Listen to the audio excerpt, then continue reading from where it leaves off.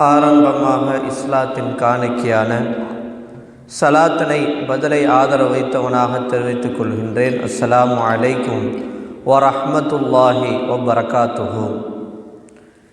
எல்லா புகழும் வல்ல அல்லாஹ் ஒருவனுக்கே உரித்தாகட்டுமாக. ஆமீன். அவனின் அன்பும் அருளும் மக்கத் ராஜா மதினத்து ரோஜா நம் உயிரினும் உயிரான உயிரினும் மேலான முஹம்மது முஸ்தபா அஹ்மது முஜ்தபா ரசூலுல்லாஹி ஸல்லல்லாஹு அலைஹி வஸல்லம் அவர்கள் மீதும் அவர்களை அடியுற்றி வாழ்ந்து மறைந்து மறையாமல் இருக்கின்ற உத்தம சத்திய சஹாபாக்கள், தாபியன்கள், தபா தாபியன்கள், அக்தாபுகள், அவுலியாக்கள், குறிப்பாக இந்த கோம்பை நைனார் ஜும்மா பள்ளிவாசலுடைய நிர்வாகிகள், கண்ணியத்திற்குரிய இமாம் அவர்கள், மாணவ செல்வங்கள் மற்றும் தாய்மார்கள், சகோதரிகள், நம் அனைவர்களின் மீதும் அல்லாஹ்வின் அன்பும் அருளும் என்றென்றும் குறைவின்றி நிலவட்டுமாக. ஆமீன். அல்லாஹுடைய மகத்தான கிருபையால் அல்லாஹு தஆலா கண்மணி நாயகம் முஹம்மது ரசூலுல்லாஹி ஸல்லல்லாஹு அலைஹி வஸல்லம் அவர்களுடைய உம்மத்திலே அல்லாஹ் நம்மை பிறக்க வைத்து நாம் அல்லாஹ்விடத்திலே கேட்காமலேயே பிறக்கும் போதே முஸ்லிமான தாய் தந்தையுடைய வயிற்றிலே பிறக்க வைத்து கலிமா லா இலாஹ இல்லல்லாஹ் முஹம்மது ரசூலுல்லாஹ் என்ற கலிமாவை சொல்கின்ற அந்த இஸ்லாத்திலே வாழ்கின்ற பாக்கியத்தை அல்லாஹு தஆலா நமக்கு தந்திருக்கிறான்.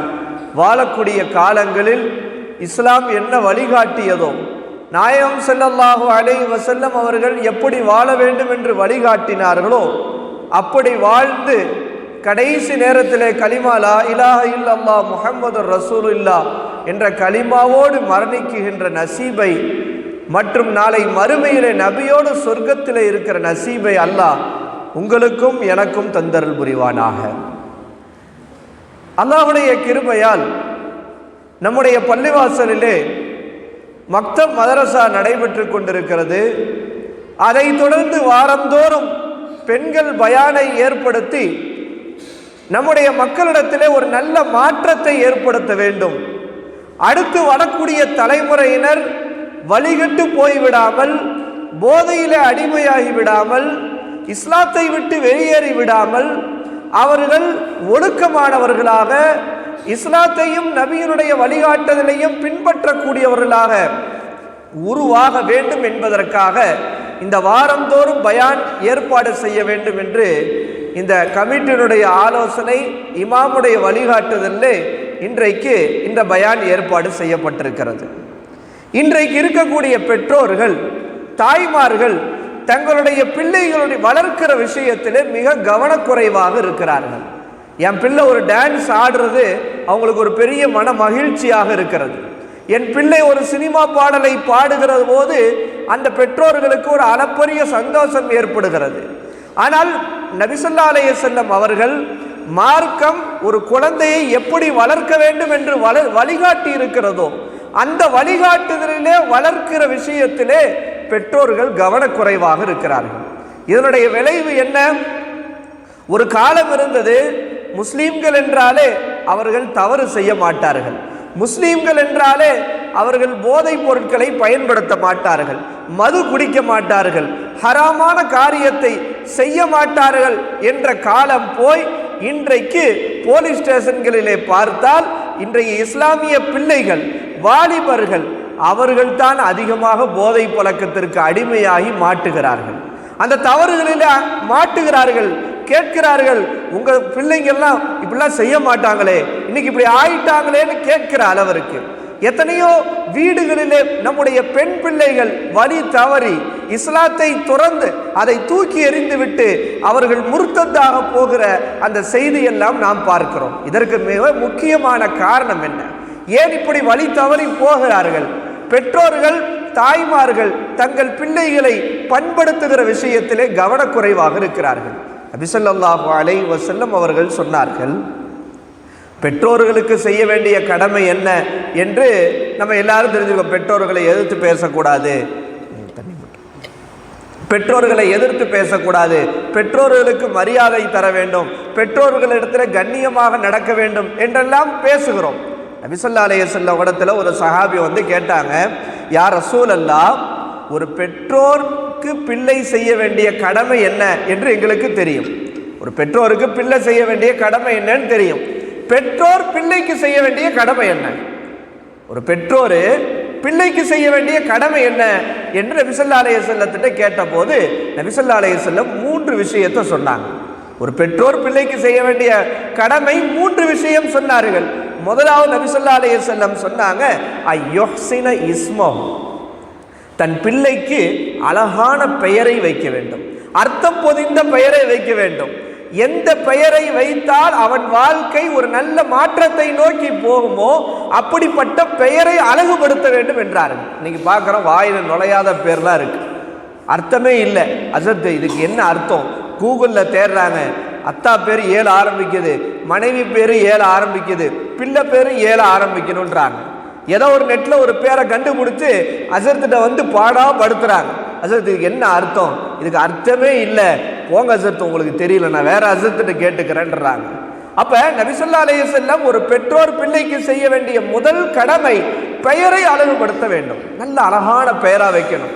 சஹாபாக்களுடைய பெயரை வைக்க வேண்டும். இதெல்லாம் ஓல்டு ஃபேஷன். என்ன பேருங்கன்றாங்க, இதெல்லாம் ஓல்டு ஃபேஷன்.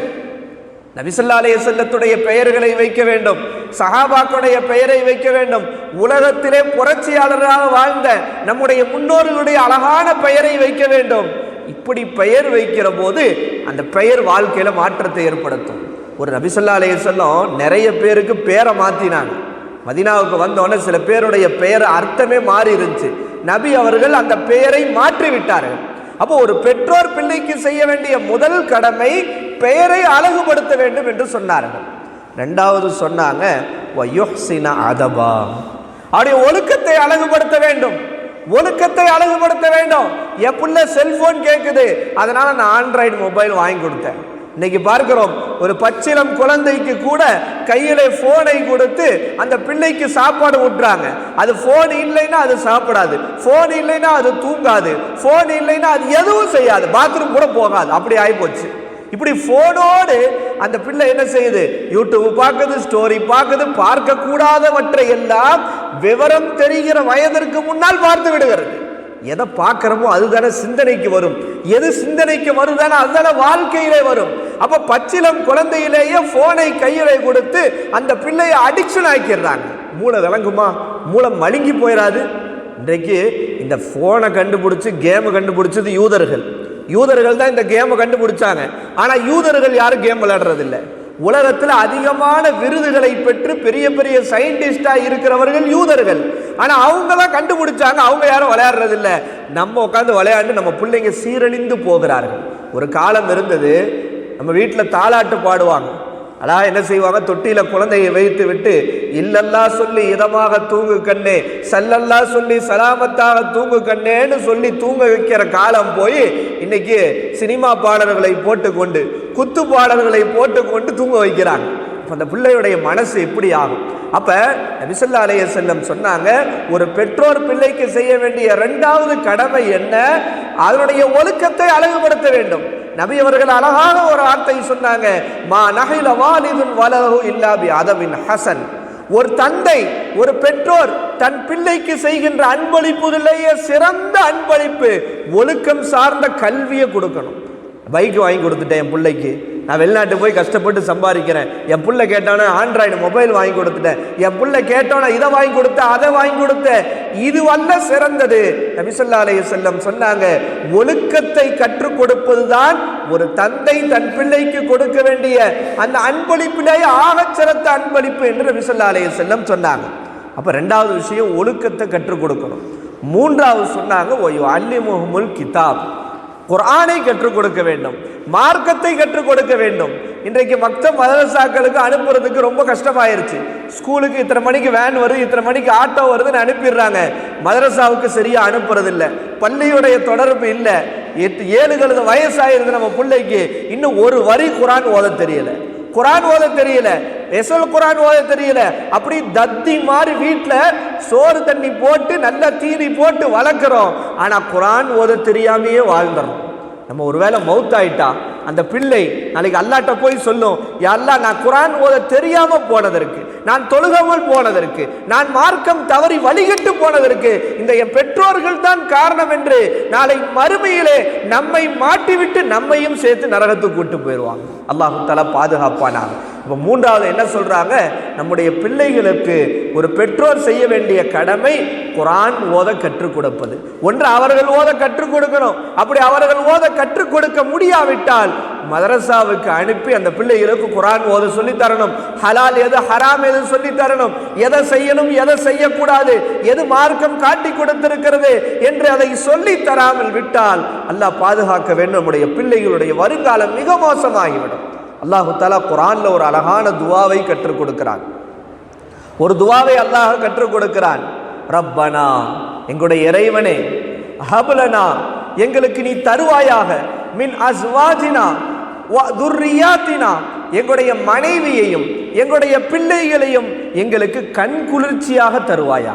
எப்படி துவா செய்ய கற்றுக் கொடுத்துருக்குறாங்க. நம்ம அத்தா அம்மா நம்மளை பார்த்தா அவங்களுக்கு கண் குளிர்ச்சியா இருக்கணும். அப்படி ஒரு பிள்ளையாக எல்லாம் எனக்கு கொடுன்னு துவா செய்ய சொல்லி அல்லாஹ் குர்ஆன்ல ஒரு துவாவையே கற்றுக் கொடுத்திருக்கிறான். இந்த துவாவை எல்லாரும் கண்டிப்பா ஓதணும். ரப்பனா ஹப்லனா மின் அஸ்வாஜினா வ துர்ரியாத்தினா, யா அல்லாஹ், எங்களுடைய பிள்ளைகளையும் எங்களுடைய மனைவியையும் எங்களுக்கு கண்குளிர்ச்சியாக ஆக்குவாயாக, எங்களை முத்தகீன் இறையச்சமுடையவர்களுக்கு தலைவராக ஆக்குவாயாக என்று இந்த துவாவை நீங்கள் ஒவ்வொரு நேரமும் ஓதுங்கள் என்று அல்லாஹ் குர்ஆன்ல ஒரு அழகான துவாவை கற்றுக் கொடுக்கிறான். அப்ப நம்ம பிள்ளைங்க எப்படி இருக்கணும், நமக்கு கண்குளிர்ச்சியா இருக்கணும். கண்குளிர்ச்சி எது? என் பாட்டை போட்டு பிள்ளைய டான்ஸ் ஆட விடுறது கண்குளிர்ச்சியா, அல்லது பிள்ளைய பைக்கை வாங்கி கொடுத்து ஊர் ஊரா தெரு தெருவா சுத்துறது கண்குளிர்ச்சியா? இன்னைக்கு பார்க்குறோம், விடுமுறை நாட்கள்ல பிள்ளைகள் என்ன செய்யறதுன்னு தெரியாம அப்படியே ரோடுகள்ல சுத்துறாங்க. வீட்டு வாசல்ல போனை கையில கொடுத்து யாருக்கும் யார் வர்றா, யார் போறா, யார் இருக்கிறா, யார் மௌத்தா போறான்னு தெரியாத அளவுக்கு போனை வச்சுக்கிட்டு உட்கார்ந்து இருக்கிறாங்க. ஒவ்வொரு வீட்டு வாசல்லையும் பார்த்தா மகரிப் இரவு நேரங்களில் பார்த்தால் செல்போனும் கையுமாக உட்கார்ந்து பெரியவர்களுக்கு மரியாதை கொடுக்க தெரியவில்லை, ஒருவருக்கு சலாம் கொடுக்க தெரியவில்லை, எந்த மரியாதையும் பழகாமல் அவங்க ஒரு தனி உலகத்தில் வாழ்ந்துட்டு இருக்காங்க. இதுதான் கண்குளிர்ச்சியா? ஒரு பெரியார் கேட்டாங்க, கண்குளிர்ச்சினா என்னன்னு கேட்டாங்க. என் பிள்ளையும் என் மனைவியும் அல்லாஹ் ரசூலுக்கு கட்டுப்பட்டு இந்த மார்க் அடிப்படையில் அவர்கள் வாழ்வதுதான் கண்குளிர்ச்சி. அந்த கண்குளிர்ச்சி இல்லாமல் நம்ம பிள்ளைகளை வளர்த்தா நம்ம எவ்வளோ மோசமான நிலைமைக்கு நம்ம பிள்ளைங்க போயிடுவாங்க. இப்போ மூணாவது என்ன சொன்னாங்க, நம்ம பிள்ளைகளுக்கு குர்ஆன் ஓத கற்றுக் கொடுக்கணும். மதரசாக்கள் எந்த ஊர்ல மதரசா சரியா நடக்குதோ அந்த ஊர்ல பிள்ளைங்க வழிகட்டு போக மாட்டாங்க. எந்த ஊர்ல மதரசாக்கள் சரியா நடக்கல, அந்த பெற்றோர்கள் சரியா மதரசாவுக்கு அனுப்பல, அந்த ஊர்ல ஜமாத்து மதரசாவை முன்னெடுத்து மக்தபை ஒரு செழிப்பாக ஒரு விழாவாக தொடர்ந்து சிறப்பாக நடத்தலையோ அந்த ஊரு தொடர்ந்து அப்படியே போச்சுன்னா அந்த ஊர் மோசமான நிலைமைக்கு போயிடும். நபி ஸல்லல்லாஹு அலைஹி வஸல்லம் சொன்னாங்க, மன் அல்லம இப்னஹுல் குர்ஆன நதரா, எந்த பெற்றோர் தன் பிள்ளைக்கு குர்ஆனை பார்த்து ஓத கற்றுக் கொடுக்கிறாரோ. என்ன ஓத கற்றுக் கொடுக்கிறது? பார்த்து ஓத. ரசூல் ஸல்லல்லாஹு அலைஹி வஸல்லம் சொன்னாங்க, நாளை அல்லாஹ் தஆலா பார்த்து ஓத கற்றுக் கொடுத்த பெற்றோர்களுடைய முன் பாவங்களை அல்லாஹ் மன்னித்து விடுகிறான், பின்னால் அவர்கள் செய்ய இருக்கிற பாவத்தையும் அல்லாஹ் மன்னித்து விடுகிறான். ஒரு பிள்ளைக்கு ஒரு பிள்ளை சின்ன பையன் உட்கார்ந்துருக்காரு மடியில், அழகா சிரிக்கிறார். அவருக்கு என்ன செய்யறாங்க பெற்றோர்கள், எப்பா நீ என்ன வேணா படி, ஸ்கூலுக்கெல்லாம் போறதெல்லாம் அதெல்லாம் இருக்கட்டும், நல்லா படி, ஆனால் நீ கரெக்டாக எஸ்எல் குர்ஆனை முடித்து நீ குர்ஆனை கரெக்டாக என்ன குர்ஆன் ஓதிடுவில்ல, ஓத மாட்டியா? சிரிக்கிறார். குர்ஆன் சூரா சொல்லுவானா? மாஷா அல்லாஹ். அப்போ என்ன செய்யுது, யார் குர்ஆனை, எந்த பெற்றோர் குர்ஆனை பார்த்து ஓத கற்றுக் கொடுக்கிறாரோ அந்த பெற்றோருடைய முன்பின் பாவங்கள் மன்னிக்கப்பட்டுவிடும். என்ன செய்யும்? முன்பின் பாவங்கள். அடுத்த ரசூல் ஸல்லல்லாஹு அலைஹி வஸல்லம் சொல்றாங்க, ஒமன் அல்லமஹு இய்யாஹு லாஹிரன், எந்த பெற்றோர் தன் பிள்ளைக்கு குர்ஆனை மனனம் செய்ய வைக்கிறார். என்ன செய்யறாரு? குர்ஆனை மனனம் செய்ய வைக்கிறார். ஒன்னாம் ஜுஸ்ல அலிஃப் லாம் மீம் ஆரம்பிச்சா அங்க அன்னாஸ்ல தான் போய் முடிக்கிறார். முழு குர்ஆனையும் மனப்பாடம் பண்ணி வச்சுட்டாங்க அந்த பெற்றோர். நாளைக்கு அல்லாஹ் அந்த பெற்றோருக்கு என்ன சிறப்பு கொடுக்கிறார் தெரியுமா? நாளைக்கு மறுமையிலே அல்லாஹ் குர்ஆனை மனனம் செய்த வைத்த அந்த பெற்றோரை 14ஆம் பிறையை போன்று வெளிச்சமாக மறுமை நாளில் எழுப்புவான். அவருடைய முகம் எப்படி இருக்கும்? நாளைக்கு மறுமையில் அந்த பெற்றோர்களை எழுப்பப்படுவார்கள். 14ஆம் பிறை எப்படி முழு நிலவு அப்படி பளிச்சுன்னு இருக்குதோ அது போன்ற பிரகாசமாக அந்த பெற்றோர்கள் நாளை மறுமையில எழுப்பப்படுவார்கள். எழுப்பிட்டு அல்லாஹ் தஆலா கியாமத் நாள்ல அந்த குர்ஆனை மனனம் செஞ்ச அந்த பிள்ளையை ஒரு பக்கம் நிப்பாட்டிடுவான், அந்த பெற்றோரை இன்னொரு பக்கம் நிப்பாட்டிடுவான். நிப்பாட்டிட்டு அந்த குர்ஆனை மனனம் செய்த அந்த பிள்ளையை நீ குர்ஆன் ஓதுன்னு அல்லாஹ் சொல்லிடுவான். அவர் ஆரம்பிப்பார், ஒவ்வொரு ஆயத்தா ஓதுவார், ஒவ்வொரு சூறாவா ஓதுவார், ஒவ்வொரு ஜுசுவா ஓதுவார். ஓத ஓத ஓத இன்னொரு பக்கம் அவருடைய பெற்றோருக்கு அல்லாஹ் அந்தஸ்தை உயர்த்தி கொண்டே இருப்பார். அந்தஸ்தை என்ன செய்வான்? உயர்த்தி கொண்டே இருப்பான். எதனால? நீங்க முழு குர்ஆனையும் மனனம் செய்ய வைத்த பெற்றோர்களுக்கு அல்லாஹ் அவ்வளோ பெரிய அந்தஸ்து அல்லாஹ் மறுமையில வைச்சிருக்கிறான். நம்ம பெற்றோர்களுக்கு இன்ஷா அல்லாஹ் வாங்கி கொடுப்போமா? ரசூல் ஸல்லல்லாஹு அலைஹி வஸல்லம் சொல்றாங்க, நாளைக்கு சில பெற்றோர்கள் மறுமை நாளில் வருவாங்க. அல்லாஹ் தஆலா அவர்களுக்கு சொர்க்கத்துடைய ஆடையை போட்டு விடுவானோ. என்ன ஆடை? இங்கே இருக்கிற நம்ம ரமலான்ல ஈதுக்கெல்லாம் போயிடுவோம், கம்பத்தில் ட்ரெஸ் எடுக்க, உத்தமபாளையத்தில் ட்ரெஸ் எடுக்க, தேனி அங்கே போய் ட்ரெஸ் எடுத்து என்ன செய்வோம், அப்படி ஜம்முன்னு போட்டிருப்போம். அல்லாஹ் அப்போ சொர்க்கத்து ஆடை எப்படி இருக்கும் பாருங்க. இந்த உலகத்தில் ஒரு 5000 6000 காசுக்கேற்ற மாதிரி ட்ரெஸ் அப்படி பயங்கரமாக இருக்குது, கிராண்டாக இருக்குது. சொர்க்கத்துடைய ஆடை எப்படி இருக்கும் அவ பாருங்க. நாளைக்கு மறுமை நாளில் சில பெற்றோர்களுக்கு அல்லாஹ் சொர்க்கத்துடைய ஆடையை அனுபவிச்சு விடுவாங்க. அப்படி பார்க்க அப்படி ஜம்முன்னு இருக்கும். அல்லாஹ்ட்ட அந்த பெற்றோர்கள் கேட்பாங்களா, யா அல்லாஹ் எங்களுக்கு எதுக்கு இந்த ட்ரெஸ்ஸை போட்டு விட்டேன், நாங்கள் அப்படிலாம் ஒன்றும் அமல் செய்யலையே, நாங்கள் என்ன அமல் செஞ்சோம் அப்படின்னு கேட்டப்ப அல்லாஹ் தஆலா அந்த பெற்றோர்களுக்கு சொல்வானா, உங்கள் பிள்ளைகளை நீங்கள் குர்ஆன் ஓத கற்றுக் கொடுத்துட்டீங்க. இந்த உலகத்தில் உங்கள் பிள்ளைகளுக்கு நீங்கள் குர்ஆன் ஓத கற்றுக் கொடுத்து விட்டீர்கள். அதனால் அல்லாஹ் தஆலா உங்களுக்கு சொர்க்கத்துடைய ஆடையை அணிவிக்க சொல்லி கட்டளையிட்டு இருக்கிறான்னு சொன்னாங்க. பாருங்க எப்படிப்பட்ட விஷயம் பாருங்க. நபி ஸல்லல்லாஹு அலைஹி வஸல்லம் சொன்னாங்க, இன்ஷா அல்லாஹ் எல்லாரும் குர்ஆனை மனப்பாடம் பண்ணணும். என்ன செய்யணும்? குர்ஆனை ஓதுறது பெரிய விஷயம் இல்லை, முழு குர்ஆனை இன்ஷா அல்லாஹ் நம்ம மனப்பாடம் பண்ணணும். அதற்கான முயற்சி எடுக்கணும். அதுக்காக தியாகம் செஞ்சு மனப்பாடம் பண்ணிட்டா நாளைக்கு மறுமையிலேயும் சரி இந்த உலகத்திலேயும் சரி நம்மளை விட பெரிய ஆள் யாரும் கிடையாது. அல்லாஹ் தஆலா நபி ஸல்லல்லாஹு அலைஹி வஸல்லம் சொன்னாங்க ஒரு அற்புதமான ஹதீஸ், மன் கரால் குர்ஆன வ இஸ்தல்ஹரஹு, யார் குர்ஆனை ஓதி அதை முழுவதுமாக மனனம் செய்கிறாரோ, ஃபஅஹல்ல ஹலாலஹு, குர்ஆன்ல அல்லாஹ் எதை ஹலால்னு சொல்றானோ அதை ஹலால் ஆக்குறார். குர்ஆன்ல அல்லாஹ் எதை ஹராம்னு சொல்றாரோ அல்லாஹ் ஹராம் ஆக்குகிறார். முழு குர்ஆனையும் மனப்பாடம் செஞ்சுட்டாரு. அல்லாஹ் என்ன தெரியுமா செய்வான்? அந்த குர்ஆனை மனனம் செய்த ஹாஃபிலை அல்லாஹ் சொர்க்கத்திலே நுழைய செய்வான். என்ன செய்வான்? சொர்க்கத்தில் நுழைய செய்வான். அது மட்டும் இல்லை, அவர் தன் குடும்பத்தில் 10 பேரை சொர்க்கத்துக்கு அழைச்சிட்டு போகலாம். எத்தனை பேரை? இப்போ என்ன செய்யறாரு? இங்கே ஒருத்தர் மனப்பாடம் பண்ணிட்டார், முழு குர்ஆனையும் மனப்பாடம் பண்ணிட்டார். உன் பேர் என்ன? அமீர் சுல்தானா? அமீர் சுல்தான் முழு குர்ஆனையும் மனப்பாடம் பண்ணி ஹாஃபில் ஆயிட்டார். என்ன செஞ்சார்? பெரிய காரி ஆயிட்டார். 1ஆம் ஜுஸ்லேருந்து 30ஆம் ஜுஸ் வரைக்கும் மனப்பாடம் பண்ணிட்டார். அவங்க பெற்றோர்கள் பெரிய பாக்கியசாலி. என்ன தெரியுமா அமீர் சுல்தான் நினைச்சா செய்யலாம், அவர் குடும்பத்தில் 10 பேரை அவர் ரெக்கமெண்டேஷன்ல சொர்க்கத்துக்கு அழைச்சி செல்லலாம். எத்தனை பேரை அழைச்சி செல்லலாம்? 10 பேரை. ஒருத்தர் சொர்க்கத்துக்கு போறதுக்கு நமக்கு ஒரு வழி இல்லாம இருக்கிறது. ஆனால் முழு குர்ஆனை மனனம் செய்தால் அவர் 10 பேரை சொர்க்கத்துக்கு அழைச்சி செல்லலாம். அப்ப நாம நியத் என்ன வைக்கணும்? பெற்றோர்கள் நம்ம குடும்பத்தில் யாராவது ஒருத்தரையாவது இன்ஷா அல்லாஹ் ஹாஃபில் ஆக்கணும், முழு குர்ஆனையும் மனனம் செய்ய வைக்கணும். உலக கல்வியோடு எத்தனையோ இடங்கள்ல மார்க்க கல்வி கிடைக்குது. அசத்து என்ன அசத்து ஓத அமைச்சிட்டா என் புள்ள எப்படி சம்பாதிக்கிறது, எப்படிலாம் இப்படி போறது? உலக கல்வியோடு மார்க்க கல்வி எத்தனையோ இடங்கள்ல கிடைக்குது. ஒரு பக்கம் ஸ்கூல் படிக்கிறாங்க, அதே பக்கம் இன்னொரு பக்கம் முழு குர்ஆனை மனனம் செய்யறாங்க. ஒரு பக்கம் ஸ்கூல் படிக்கிறாங்க, இன்னொரு பக்கம் அவங்க ஆலிமும் படிக்கிறாங்க. இப்படிலாம் வாய்ப்புகள் இந்த உலகத்துல வந்துருச்சு. ரசூல் ஸல்லல்லாஹு அலைஹி வஸல்லம் சொன்னாங்க, ஒரு தோல்ல குர்ஆனை வைத்து அதை நெருப்பிலே போட்டால் நெருப்பு எரிக்காதுன்னு சொன்னாங்க. இந்த ஹதீஸுக்கு விளக்க உரை சொல்றாங்க, யாருடைய உள்ளத்துல குர்ஆன் மனனம் ஆயிருச்சோ, ரெக்கார்ட் ஆயிருச்சோ, அவரை தூக்கி நாளைக்கு நரகத்தில் அல்லாஹ் நரக நெருப்புல போட்டால் நரக நெருப்பு அவரை தொடாது, நரக நெருப்பு அவரை எரிக்காதுன்னு சொன்னாங்க. அப்ப நம்ம மனசுல முழு குர்ஆன் நம்ம மனப்பாடம் பண்ணிட்டா நம்மளை எதுவும் செய்யாது. அப்ப இன்னைக்கு நம்ம பிள்ளைகளுக்கு குர்ஆனை பார்த்து சொல்லி கொடுக்கறதே மிகப்பெரிய கஷ்டமாயிருச்சு. எங்கே அசத்து மதுசா காமிச்சா அசத்து அடிக்கிறாங்க, திட்டுறாங்க, என்ன செய்கிறாங்க, வையிறாங்க. உடனே என்ன செய்கிறாங்க, ஒரு காலம் இருந்துச்சு பெற்றோர்கள் என்ன செய்வாங்க, மதரசாவுக்கு அனுப்பும் போது அசத் முக்கியமான இந்த பார்ட்ஸை மட்டும் விட்டுருங்க, மற்றெல்லாம் பிரித்து என்ன செஞ்சு அடித்து பின்னிருங்கன்னு வாங்க. இன்றைக்கி அடித்தா சண்டைக்கு வந்துடுறாங்க, திட்டினா சண்டைக்கு வந்துடுறாங்க. உஸ்தாது ஒன்று திட்டினாங்கன்னா வீட்டில் போய் டபுளாக 10 சொல்லிடுறாங்க, அப்படி வந்தாங்க இப்படி வந்தாங்கன்ட்டு. சரி, பெற்றோர்களும் ஆகா உஸ்தாது ஏதோ நல்லதுக்கு தான் செஞ்சுருப்பாங்க என்னன்னு நம்ம கேட்கறது இல்லை.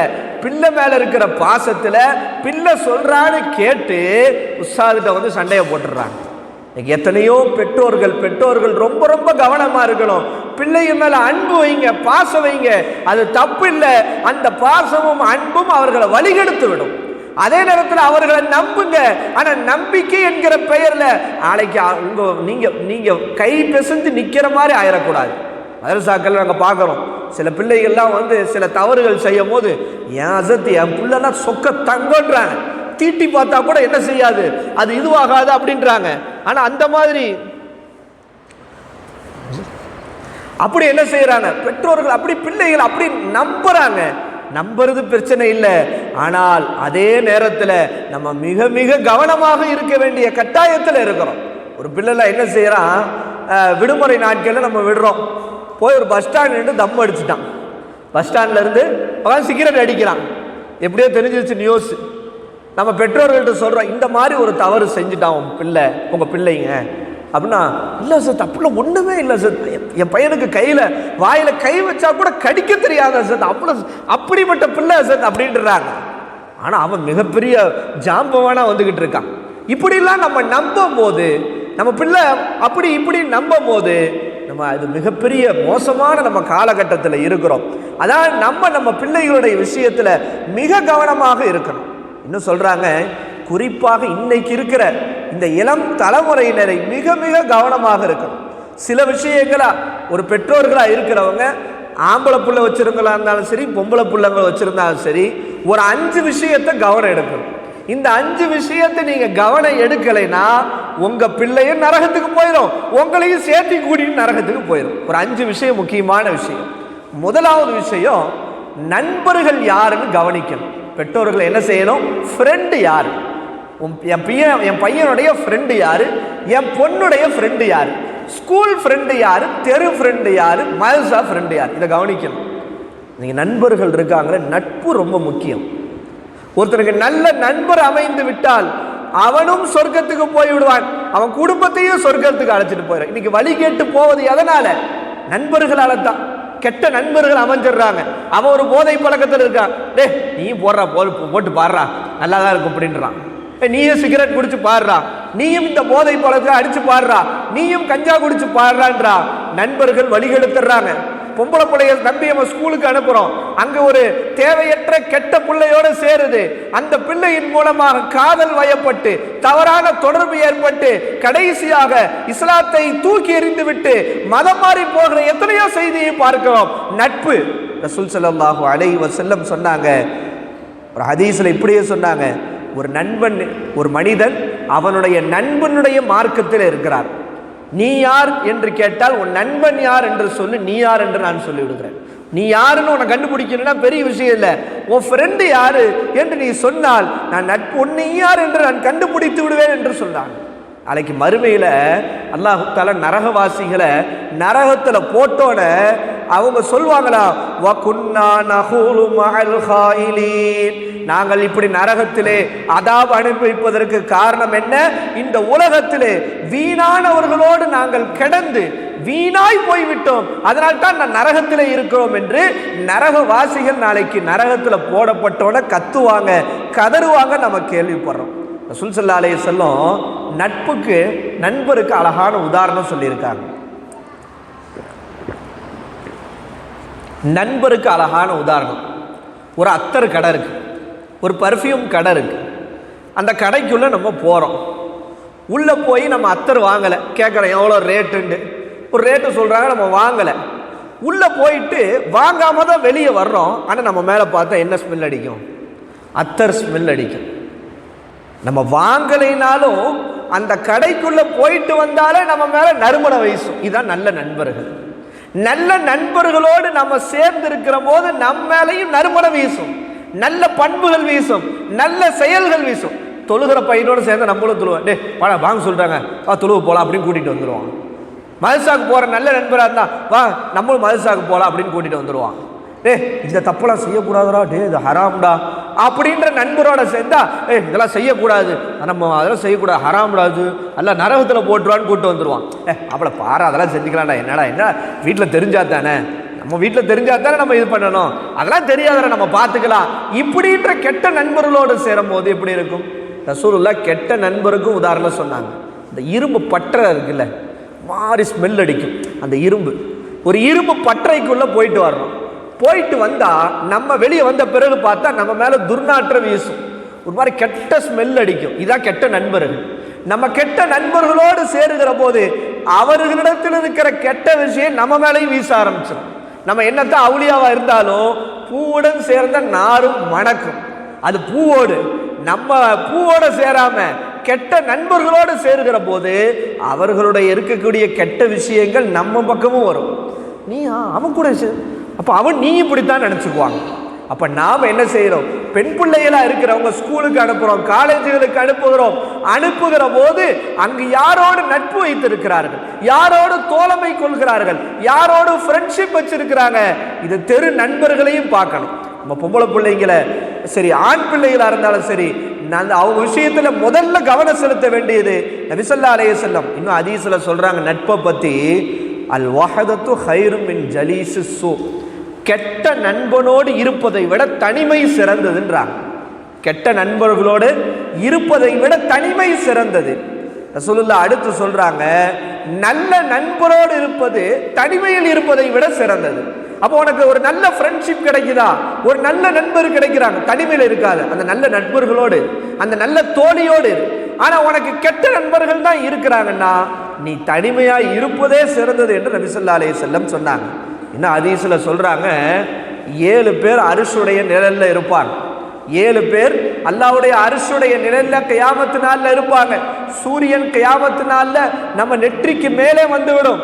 அந்த சூரியனுடைய வெப்பம் தாங்க முடியாமல் மூளையெல்லாம் ஒருகி ஒழுகும்.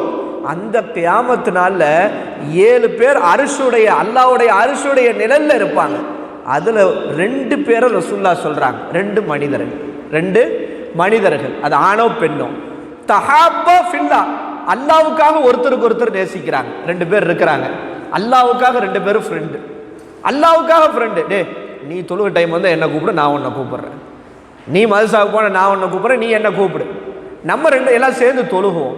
பெண்களாக இருக்கிறாங்க, நம்ம எல்லாம் சேர்ந்து வீட்டில் தொழுகுவோம், நம்ம சேர்ந்து வீட்டில் குர்ஆன் ஓதுவோம், நம்ம சேர்ந்து நல்ல விஷயங்களை செய்வோம், நம்மெல்லாம் சேர்ந்து ஸலவாத் ஓதுவோம். இப்படி அல்லாஹ்வுக்காக 2 பேர் சேர்ந்து அல்லாஹ்வுக்காகவே 2 பேரும் பிரியறதும் அல்லாஹ்வுக்காக, சேர்ந்து இருப்பதும் அல்லாஹ்வுக்காக. இவர்கள் நாளைக்கு மறுமை நாளில் அரிசுடைய நிழல்ல இருப்பாங்க ரசூல் ஸல்லல்லாஹு அலைஹி வஸல்லம் சொன்னாங்க. சூரியனே நெற்றிக்கு பக்கத்திலே வந்து வெயில் அப்படி உருகி ஒழுகிற நேரத்தில் அல்லாஹ் அப்படி ஜம்முன்னு அல்லாஹ்வுடைய அரிசில ஏசியில் இருக்கிற மாதிரி இருப்பாங்க. யாரு? அல்லாஹ்வுக்காக ஃப்ரெண்ட்ஷிப் கொண்டவங்க. அப்போ முதல்ல நம்ம பிள்ளைகளுடைய விஷயத்தில் நம்ம கவனம் செலுத்த வேண்டியது அவங்களுடைய நட்பு விஷயத்தில் கவனம் செலுத்தணும். பொம்பளை பிள்ளையா ஸ்கூலுக்கு யாரோட போகுது, யாரோட வருது, அங்கே கிளாஸ்ல யாரு ஃப்ரெண்டு, அது முஸ்லீம் ஃப்ரெண்டா, மாற்று மத சகோதர ஃப்ரெண்டா, எப்படி பழகுது, நல்ல முறையில் பழகுதா, அந்த ஃப்ரெண்டு கரெக்டா, இப்படி எல்லாவற்றையும் ஆய்வு செய்யும் போதுதான் அந்த பிள்ளை வழி தவறியாமல் நம்ம பாதுகாக்க முடியும். 2வது பெற்றோர்கள் கவனம் செலுத்த வேண்டியது இந்த திரைப்படங்கள் விஷயம். இன்னைக்கு பார்க்குறோம் படம்னு என்ன செய்யறாங்க, வாரத்தில் திங்களிலிருந்து வெள்ளி வரைக்கும் 36 மணி நேரம் தொலைக்காட்சியில தான் இருக்கிறாங்க. அம்முட்டு படத்தை என்ன செய்யறாங்க, பார்க்கிறார்கள். இந்த படத்தை பார்க்கறதோடு மட்டுமல்ல, தன்னுடைய லைஃப் ஸ்டைலாக ஹீரோவாக அவங்கள தான். எனக்கு வந்து மாப்பிள்ளைனா எப்படி இருக்குன்னா, சூர்யா மாதிரி மாப்பிள்ளை வேணுமா, முஸ்லீம் புள்ள கேட்குது, எனக்கு விஜய் மாதிரி மாப்பிள்ளை வேணும், எனக்கு வந்து இது ஆம்பளை முஸ்லீமா இருக்கிறார், எனக்கு இந்த நடிகை மாதிரி மாப்பிள்ளை வேணும். நஅூது பில்லாஹ், நரக வாசிகள். நபி ஸல்லல்லாஹு அலைஹி வஸல்லம் சொன்னாங்க, அல் மர்உ மஅமன் அஹப்ப, இந்த உலகத்திலே நாம் யாரை நேசிக்கிறோமோ அவரோடு மறுமையிலே இருப்போம். இந்த உலகத்தில் நபியை நேசிச்சா நம்ம மௌத்தான பிறகு நபியோடு இருப்போம். இந்த உலகத்தில் ஆக்டர் நேசிச்சா அவர் என்ன சொர்க்கத்திலே இருப்பார்? ஒருத்தர் ஒரு விஜயை நேசிக்கிறார், அல்லது ஒரு ஆக்டர் ஏதோ ஒரு ஆக்டரை நேசிக்கிறாங்க, அவரு சொர்க்கத்தில் இருப்பார்களா? தெரியாது. அப்ப நாம இந்த உலகத்தில் யாரை நேசிக்கிறோமோ அவர்களோடு நாளை மறுமையில நாம இருப்போம் நபி ஸல்லல்லாஹு அலைஹி வஸல்லம் சொன்னாங்க. அப்ப இந்த திரைப்படங்கள் விஷயத்துல இன்னைக்கு பார்க்குறோம், இந்த முடி வெட்டுறதற்கு அல்லாஹு அக்பர் மோசமா முடி வெட்டிட்டு வர்றான், கேட்ட வீ கட்டிக்கின்றான். என்ன செய்யுது, ஃபுல்லாக கரண்டி விட்டு கரடி குட்டி மாதிரி என்ன செய்ய நடுவில் மட்டும் முடியா இருக்கு, கேட்டால் வீ கட்டிங்கன்றான். அல்லது இந்த ஹீரோ வெட்டி இருக்காரு, எனக்கு இந்த பிளேயர் வெட்டி இருக்காருன்னு சொல்லி இப்படி அவர்களை ஃபாலோ பண்ற மாதிரி ஆயிருச்சு. நபி ஸல்லல்லாஹு அலைஹி வஸல்லம் அவங்கள்ட்ட ஒரு ஹதீஸ்ல ரசூலுல்லாஹ் கேட்குறாங்க, ஒரு ஹதீஸ்ல வருது, இந்த பெற்றோர்கள் முடி விஷயத்துல கவனம் செலுத்து. இதெல்லாம் ஹீரோக்களை பார்த்து வர்றது, படங்களை பார்த்து வர்றது. படத்துல ஒருத்தர் ஹீரோ இப்படி பண்ணாருன்னா இவரு ஹீரோ பண்ணுவார். படத்துல ஒருத்தர் என்ன செய்வான், அப்படி வண்டியில பயங்கர பைக்கில் அப்படி கண்ணாப்பினான் ஸ்பீடா போறாரு ஒரு ஆக்டர், இவனும் அதே மாதிரி போல நினைக்கிற, கடைசி ஆக்ஷன் டைம் ஒத்தா போயிடுறான். அது போலி. படத்துல இருக்கிறது அது சும்மா ஆக்ஷனு, உண்மையில அதே மாதிரி வண்டியை ஓட்டிட்டு போகணும்னு கடைசியாக மோசமான நிலைக்கு ஆளாகி அவர் மரணத்தை நோக்கி போய்விடுகிற செய்தியை பார்க்கிறோம். ரசூல் ஸல்லல்லாஹு அலைஹி வஸல்லம் காலத்துல ஒரு மனிதர் பள்ளிவாசலுக்குள்ள வந்தார். வந்தவர் பார்த்தா முடியெல்லாம் பரட்டையா கிடக்கு. இந்த வர்றாங்களே இன்னைக்கு இப்படி நெட்டு வச்ச முடி மாதிரி வைக்கிறாங்க, முடியெல்லாம் பரட்டையா இருக்கு, தாடியெல்லாம் பரட்டையாக இருக்கிறது. நபி ஸல்லல்லாஹு அலைஹி வஸல்லம் சொன்னாங்க, அப்படி செஞ்சாங்க, உங்க தலை முடியையும் தாடியும் நல்லா சீவிட்டு வாங்கன்னு சொன்னாங்க. நல்லா சீவிட்டு வாங்கன்றாங்க. அவர் போயிட்டு நல்லா முடியெல்லாம் கொஞ்சம் அழகாக நீட்டாக சரி பண்ணி நீட்டாக வர்றாரு. ரசூல் ஸல்லல்லாஹு அலைஹி வஸல்லம் சொன்னாங்க, இப்போ எப்படி இருக்கு பாருங்க. முன்னாடி வந்தது எப்படி இருந்து, ஷைத்தா மாதிரி இருந்துச்சு. என்ன இருந்துச்சு, ஷைத்தானை போன்று இருந்தது. இன்னைக்கு எத்தனையோ பேர் வாலிபர்கள் தொப்பி போடாமல் பள்ளிவாசல்கள் அப்படித்தான் வர்றாங்க. ஒரு மாதிரி முள்ளம்பன்றி மாதிரி முடியை வச்சுட்டு பரட்ட தலையோடு உள்ள வந்து அப்படி என்ன செய்யறாங்க, மோசமா வர்றாங்க. நபி ஸல்லல்லாஹு அலைஹி வஸல்லம் சொன்னாங்க, முன்னாடி வந்தப்ப முடிய சீவாம கண்ணியமா இல்லாம பரட்ட தலையோட வந்தப்ப ஷைத்தானை போன்று இருந்தது, முடிய ஒழுங்கா சீவி அழகா பார்த்து வரும்போது எவ்வளவு நீட்டா இருக்கு. இதெல்லாம் எதனால வருது, திரைப்படங்கள்ல பார்க்கறதுனால வருது. ஒரு ஹீரோ ஒரு சிகரெட் குடிச்சாருன்னா இவரும் சிகரெட் குடிக்கிறார், ஒரு ஹீரோ இப்படி பண்ணாருன்னா இவரும் இப்படி பண்றாரு. இப்படி முழுக்க இந்த திரைப்படங்களின் மூலமாக வழிகட்டு போகிற இந்த மோசமான நிலையை நாம் பார்க்கிறோம். அல்லாஹ் தஆலா நம்மை பாதுகாப்பானாக. அதாவது நம்ம பிள்ளைகளுக்கு ரோல் மாடலாக நபியை தேர்ந்தெடுத்து கொடுக்கணும், இஸ்லாத்தை தேர்ந்தெடுத்து கொடுக்கணும், சஹாபாக்களுடைய வாழ்க்கையை சொல்லணுமே ஒழிய இந்த திரைப்படங்களின் மூலமாக. அப்ப திரைப்படங்களின் மூலமாக மிகப்பெரிய வழிகேடு ஏற்படுகிறது. நபி ஸல்லல்லாஹு அலைஹி வஸல்லம் சொன்னாங்க, அத்திபு அவுலாதக்கும் அலா ஸலாசி ஹிசாலின், உங்களுடைய பிள்ளைகளை 3 விஷயத்தை கொண்டு ஒழுக்கப்படுத்துங்கள். நாங்கள் எத்தனை விஷயத்தை கொண்டு, 3 விஷயத்தை கொண்டு ஒழுக்கப்படுத்துங்கள். முதலாவது சொன்னாங்க, ஹுப்பி நபியிக்கும், உங்களுடைய நபியினுடைய பிரியத்தை கொடுத்து ஒழுக்கப்படுத்துங்கள். நபி யாரு, அவர்களுக்கு நமக்கு என்ன தொடர்பு, நாளைக்கு அவர்கள் இல்லாமல் நம்ம இன்னைக்கு முஸ்லீம் ஆயிருப்போமா, அதற்காக அவர்கள் எவ்வளவு தியாகம் செய்தார்கள், நாளை அவர்கள் இல்லாமல் நாம சொர்க்கத்துக்குள்ள போக முடியுமா என்று நபியினுடைய நேசத்தை உங்களுடைய பிள்ளைகளுக்கு சொல்லிக் கொடுங்க. அதை விட்டுட்டு ஆக்டருடைய நேசத்தை சொல்லிக் கொடுக்காதீங்க, கண்ட நடிகைகளுடைய நேசத்தை சொல்லிக் கொடுக்காதீங்க, வழிகிட்டு போறவருடைய நேசத்தை சொல்லிக் கொடுக்காதீங்க. அதனுடைய விளைவு உங்கள் பிள்ளையும் அதை போன்ற வழிகட்ட நிலைக்கு போய்விடுவார்கள். ரெண்டாவது சொன்னாங்க, ஹுப்பி அஹ்லி பைத்திஹி, நபியினுடைய குடும்பத்தார்களுடைய பிரியத்தை கொடுத்து ஒழுக்கப்படுத்துங்கள், சஹாபாக்களுடைய பிரியத்தை கொடுத்து ஒழுக்கப்படுத்துங்கள். மூன்றாவது சொன்னாங்க, வத்திலாவத்தில் குர்ஆன், குர்ஆன் ஓத கற்றுக் கொடுப்பதை கொண்டு ஒழுக்கப்படுத்துங்கள். ஃபைன்ன ஹமலத்தல் குர்ஆனி ஃபீ லில்லாஹி, அல்லாஹ்வுடைய நிழலிலே யார் குர்ஆனை மனனம் செய்கிறாங்களோ இந்த கியாமத் நாளிலே அல்லாஹ்வுடைய நிழல், அர்ஷுடைய நிழலிலே இருப்பார்கள். யாரோடு, நபிமார்களோடு, சுஹதாக்கள், சாலிஹீன்களோடு இருப்பார். அப்ப நம்ம பிள்ளைகளை நபியினுடைய பிரியத்தை கொடுத்து ஒழுக்கப்படுத்த வேண்டுமே ஒழிய, சஹாபாக்களுடைய பிரியத்தை கொடுத்து ஒழுக்கப்படுத்த வேண்டுமே ஒழிய, நாம இந்த துன்யாவிலே நரகத்திற்கு இன்னைக்கே புக் செய்திருக்கிற மோசமான நடிகருடைய பிரியத்தை கொடுத்து நம்ம பிள்ளைகளை வழிகட்டில் கொண்டு போய் விட்டுறக்கூடாது. அல்லாஹு தஆலா பாதுகாப்பானா. மூணாவது சொல்றாங்க, சினிமா பாடல்கள், இசைகளை அதிகமாக கேட்க வைக்கக்கூடாது. நீங்கள் என்ன செய்கிறோம், பச்சை குழந்தையிலேயே என்ன செய்கிறோம், அந்த ஹெட்ஃபோனை போட்டு நல்லா பாட்டு கேளுமான்னு என்ன செய்கிறோம், பாட்டு கேட்க வைக்கிறோம். புள்ள டான்ஸ் பாட்டை கேட்டு டான்ஸ் ஆடினா அப்படியே அதை வீடியோ எடுத்து ரசிக்கிறோம். ஸ்கூலில் ஆனுவல் டே வந்துச்சுன்னா ஆனுவல் டேல லேட்டஸ்ட் பாட்டை போட்டு அதுக்கு அர்த்தமும் புரியாது, ஒரு அர்த்தமும் இருக்காது, கேவலமான அர்த்தமாக இருக்கும். அந்த பாடல்களை ஒலிக்க செய்து நம்ம முஸ்லீம் பிள்ளைங்களை புது ட்ரெஸ்ஸு, என்னமோ ஈதுக்கு ட்ரெஸ் வாங்கி கொடுத்த மாதிரி ஆனுவல் டேக்கு புது ட்ரெஸ்ஸு வாங்கி கொடுத்து அதை பிள்ளைய ஸ்டேஜில் பல 100 பேருக்கு முன்னாடி ஆட வச்சு அதை வீடியோ எடுத்து என் புள்ள பாரு எவ்வளோ சூப்பராக டான்ஸ் ஆடி இருக்கு அப்படின்னு மார்த்தட்டி கொள்ளக்கூடிய எத்தனையோ தாய்மார்கள் இருக்கிறாங்க. அல்லாஹு தஆலா பாதுகாப்பானாக. அவனுடைய பிஞ்சில் என்ன மனசுல பதியுதோ அது வாழ்க்கையில வரும். நம்ம வெக்க உணர்வை பதித்தால் நம்ம பிள்ளை வெக்க உணர்வோடு வரும். நம்ம பிள்ளை அது ஹராம் எது இது ஹலால் கிடையாது என்று பிஞ்சிலே நாம் மனதிலே பதித்து விட்டால் நாம இல்லைனாலும் எந்த சூழ்நிலையிலே நம்ம பிள்ளை வழிகட்டு போகாது. நபி ஸல்லல்லாஹு அலைஹி வஸல்லம் சொன்னாங்க, அல் கினாவு யுன்பித்துன் நிஃபாக் கமா யுன்பித்துல் மாவ ஸர. சினிமா பாடல் இருக்குல்ல, உள்ளகத்துல நயவஞ்சகத்தனத்தை ஏற்படுத்தும். நயவஞ்சகத்தனம்னா என்ன? உள்ள ஒரு மாதிரி இருக்கிறது, வெளியே ஒரு மாதிரி இருக்கிறது. உள்ள ஃபுல்லா அழுக்கு, உள்ள ஃபுல்லா பாவமான சிந்தனை, பாவமான எண்ணங்கள், வெளியே பார்த்து அப்படியே என்னது அவுளியா மாதிரி இருக்கிறது. இது முனாஃபிக் தனம். யார் சினிமா பாடல் அதிகமாக கேட்கிறார்களோ அவருடைய உள்ளங்கள் அல்லாஹ் நிஃபாக் என்கிற இந்த நயவஞ்சகத்தனத்தை ஏற்படுத்துவான். எப்படி தண்ணி செடிகளை முளைக்க செய்கிறதோ அதே போன்று இந்த சினிமா பாடல்கள் நயவஞ்சகத்தனத்தை ஏற்படுத்தும் என்று நபி ஸல்லல்லாஹு அலைஹி வஸல்லம் சொன்னாங்க. அப்ப நாம நம்ம பிள்ளைகளுடைய விஷயத்துல சினிமா பாடல்களை, தேவையற்ற விஷயங்கள், ஆபாசமான பாடல்களையும் கேட்பதையும் அதை கேட்க வைத்து நம்ம பிள்ளைகளை டான்ஸ் ஆட வைப்பது போன்ற அவல நிலைகளை விட்டு நம்ம பாதுகாக்கணும். 4வது, நம்ம பிள்ளைகள் விஷயத்துல ஃபோன் விஷயத்துல கவனம் செலுத்தணும். இன்னைக்கு பார்த்தா புர்கா போட்டுட்டு எத்தனையோ இளம் பெண்கள் இன்ஸ்டாகிராம்ல டான்ஸ் ஆடுறாங்க. இன்ஸ்டாகிராம்ல இது தப்பே இல்லைன்ற மாதிரி ஆயிடுச்சு. ஃபோனை கையில் வாங்கி கொடுத்துட்றோம். நமக்கு அறிவு இல்லை, நமக்கு படிப்பறிவு இல்லை. என் பிள்ள ஃபோனு அதெல்லாம் தப்பெல்லாம் செய்யாது அஜரத், ஒன்றுமே தெரியாது என் பிள்ளைக்குன்றாங்க. ஆனால் அது ஃபோனுக்குள்ளே என்னென்னமோ பண்ணிக்கிட்டு இருக்கு. செய்யக்கூடாததை செய்து கொண்டும் பார்க்கக்கூடாதை பார்த்து கொண்டும் போகக்கூடாத இடத்திற்கு போய் கொண்டு இருக்கிறது. இதுக்கு மெயின் காரணம் ஃபோன்.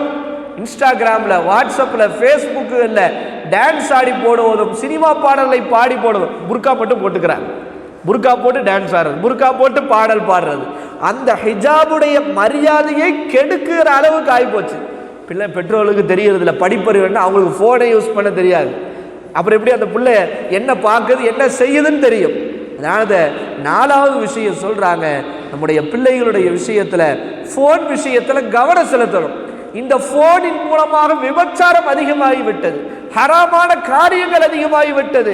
நிறைய பெண் பிள்ளைகள் வழி தவறி போவதற்கு இந்த செல்போன்களும் இந்த இன்ஸ்டாகிராம்களும் காரணம். நபி ஸல்லல்லாஹு அலைஹி வஸல்லம் சொன்னாங்க, மை யல்மனுலி மா பைன லிஹ்யைஹி வ மா பைன ரிஜ்லைஹி. யார் தங்களுடைய 2 உதட்டுக்கு மத்தியில் இருக்கிற இந்த உறுப்பையும் தன்னுடைய 2 தொடைகளுக்கு மத்தியில் இருக்கிற உறுப்பையும் ஹராமான விஷயத்தை விட்டு பாதுகாத்து கொள்கிறாரோ அவருக்கு நான் சொர்க்கத்திற்கு பொறுப்பேற்றுக் கொள்கிறேன் என்று நபி ஸல்லல்லாஹு அலைஹி வஸல்லம் சொன்னாங்க. அப்போ பாருங்க, நபி ஸல்லல்லாஹு அலைஹி வஸல்லம் நம்முடைய சொர்க்கத்தை கொண்டு பொறுப்பேற்றுக் கொள்கிறார் என்று சொன்னார் என்றால் நம்ம ஹராமான விஷயங்களில் போவதை விட்டு நம்முடைய உடல் உறுப்புகளை நாம் பாதுகாக்கணும். இளமை ரொம்ப முக்கியமானது. இன்னைக்கு அந்த விஷயத்துல தான் ரொம்ப கோட்டை விட்டுறாங்க. நபி ஸல்லல்லாஹு அலைஹி வஸல்லம் சொன்னாங்க, ஒரு 5 விஷயம் வருவதற்கு முன்னால் 5ஐ நீங்கள் பாதுகாத்து கொள்ளுங்கள். ஒரு 5 விஷயம் வர்றதுக்கு முன்னாடி 5 விஷயத்தை நீங்கள் பேணி பாதுகாத்துக் கொள்ளுங்கள், அதை பயன்படுத்திக் கொள்கின்றார்கள். முதலாவது நபி ஸல்லல்லாஹு அலைஹி வஸல்லம் சொன்னாங்க, ஷபாபக கபல ஹரமிக்க. நீ கிழவனாகுவதற்கு முன்னதாக, நீ கிழவியாகுவதற்கு முன்னதாக உன்னுடைய இளமை காலத்தை பயன்படுத்திக்கொள். இளமையில் இருக்கிற மாதிரி எதுவுமே கிடையாது. இளமையான காலம் இருக்குது, சின்ன வயது இருக்கிறது, அது ரொம்ப அற்புதமான காலம். நீ வயதாகுவதற்கு முன்னதாக இளமையான காலத்தை பயன்படுத்திக்கொள்.